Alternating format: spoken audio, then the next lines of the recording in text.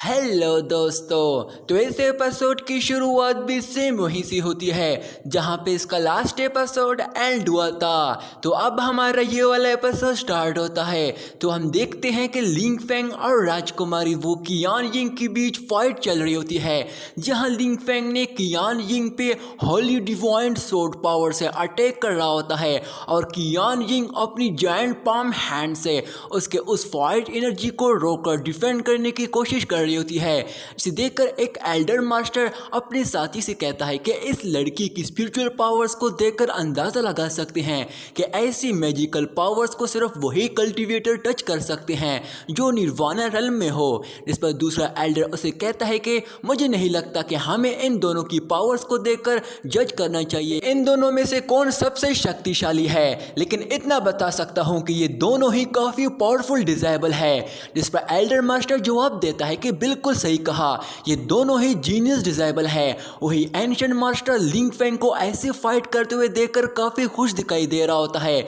दूसरी तरफ miss लियूली, miss हैनीर और मिस कुआन युन अपना टेस्ट पास करके वापस रियल वर्ल्ड में आ जाते हैं और तुरंत ही उनकी फाइट देखने लगते हैं। वही हम देखते हैं कि कियान यिंग अपनी पूरी जान लगाकर उस होली डिवाइन सोर्ड को रोककर डिस्ट्रॉय करने की कोशिश कर रही होती है, जिसकी वजह से उन दोनों के अटैक की डिस्ट्रॉय हो जाते हैं और इससे वहां काफी पावरफुल एनर्जी की वेव्स रिलीज हो जाती है। इसे देखकर मिस लियोली कहती है कि वाह क्या पावरफुल वेव्स थी। जिस पर राजकुमारी कियान यिंग का साथी उसे कहता है कि ये लिंग फेंग तो काफी स्ट्रॉन्ग है। जिस पर मिस लियोली उसे जवाब देती है कि मिस्टर लिंग फेंग की ताकत हमारी सोच से भी ज्यादा हाई लेवल पे है, उसके लेवल का यहाँ तुम्हें बस 2-3 ही लोग मिलेंगे जो उसका मुकाबला कर पाएंगे। वहीं ये साउथ स्टेट की राजकुमारी भी किसी से कम नहीं है, ये हमारी तरह मामूली नहीं है। इसने गॉड लेवल सोर्ड स्पिरिट को अवेक किया है, जिसकी वजह से इसके पास भी हेवन पावर्स है।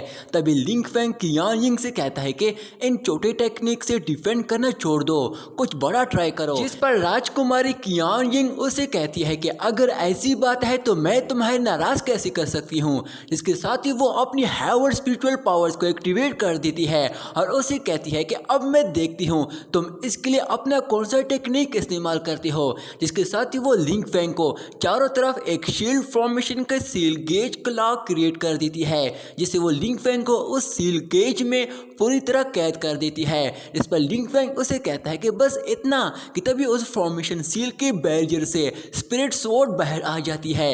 इस पर लिंग फेंग उसे जवाब देता है कि ये सील गेज क्लॉ बिल्कुल मेरी फिनिक्स गेज क्लॉ की तरह है। जिसके साथ ही लिंग फेंग पे 1 सेकंड में बहुत सारे स्वॉर्ड का अटैक होना शुरू हो जाता है। इसे देखकर लिंग फेंग तुरंत ही अपनी फिनिक्स फ्लेम वेव्स से बड़ी आसानी से उन्हें डिस्ट्रॉय कर देता है। इसके साथ ही उसका फायर फिनिक्स बाहर निकलकर उसे होली डिवाइन सोर्ड पकड़ा देता है, जिसकी मदद से लिंग फेंग अपनी उस Jain Holi divine fire sword से उस सील पे अटैक करके उसे डिस्ट्रॉय करने लगता है। ये देखकर कियान यिंग अपनी उस फॉर्मेशन सील की पावर्स को और ज्यादा इंक्रीज करने लगती है। इसे देखकर मिस कुआन युन कहती है कि राजकुमारी कियान यिंग की पावर्स तो काफी स्ट्रॉन्ग है, पर तभी वहां मिजुई भी पहुंच जाती है और उन्हें देखकर कहती है कि इस फॉर्मेशन सील की सारी पावर्स मेरे भाई की स्वॉर्ड अपने अंदर ऑब्जर्व कर सकती है, लगता है अभी इसके साथ वो सिर्फ खेल रहा है। वहीं दूसरी तरफ लिंग फेंग अपनी होली डिवाइन स्वॉर्ड का इस्तेमाल करते हुए उस बैरियर पे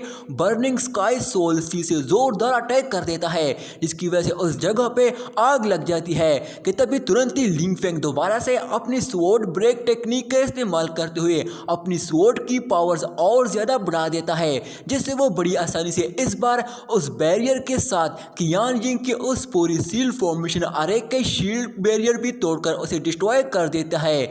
इसके साथ ही लिंग फेंग तुरंत ही वन स्वॉर्ड फ्लैंग इमोर्टल टेक्निक का इस्तेमाल करते हुए सीधा कियान यिंग पे अटैक करने जाता है। इसे देखकर कियान यिंग अपनी पावर्स का इस्तेमाल करते हुए टाइम एंड स्पेस टेक्निक की मदद से लिंग फेंग को वहीं पे फ्रीज कर देती है, जिसे देखकर लिंग फेंग भी पूरी तरह शॉक हो जाता है कि आखिर ये इसने कैसे कर दिया।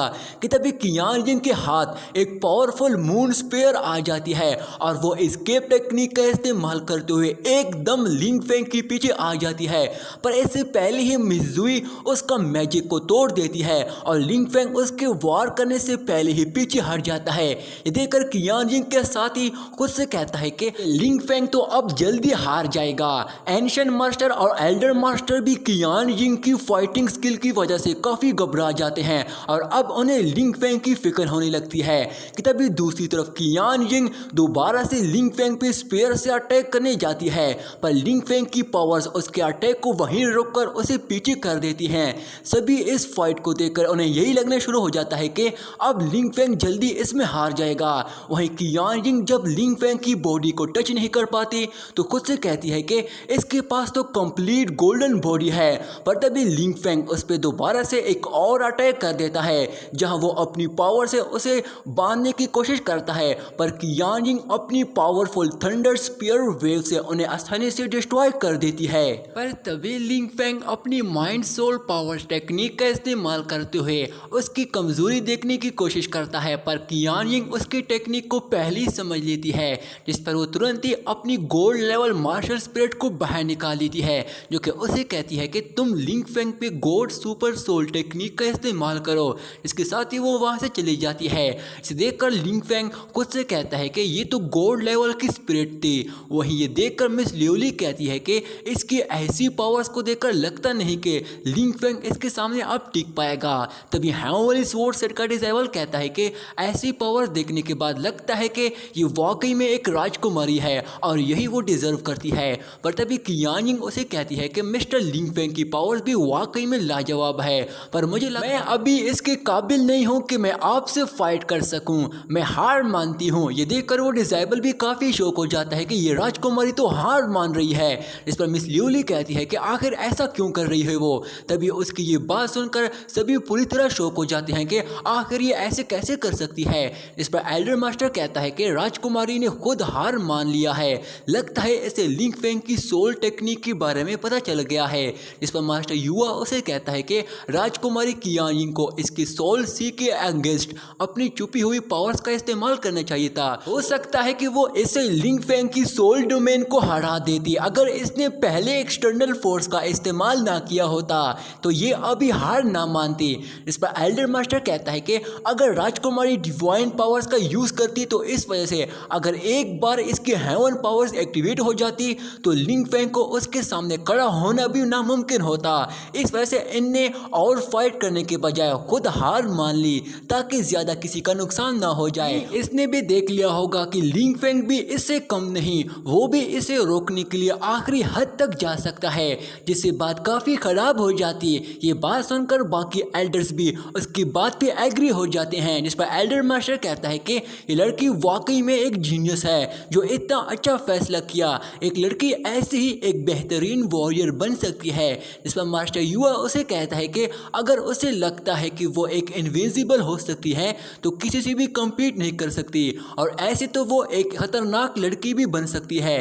तभी एक मैजिकल मिरर एक्टिवेट हो जाती है जिसमें राजकुमारी कियान यिंग नजर आ जाती है, जिस पर एल्डर मास्टर जवाब देता है कि अगर ऐसी बात है तो आखिर इस लड़की का बैकग्राउंड क्या होगा, इसके एंसेस्टर कितने पावरफुल होंगे। कि तभी कियान यिंग लिंग फेंग से कहती है कि मैंने आज तक तुम जैसा कोई पावरफुल पर्सन नहीं देखा है।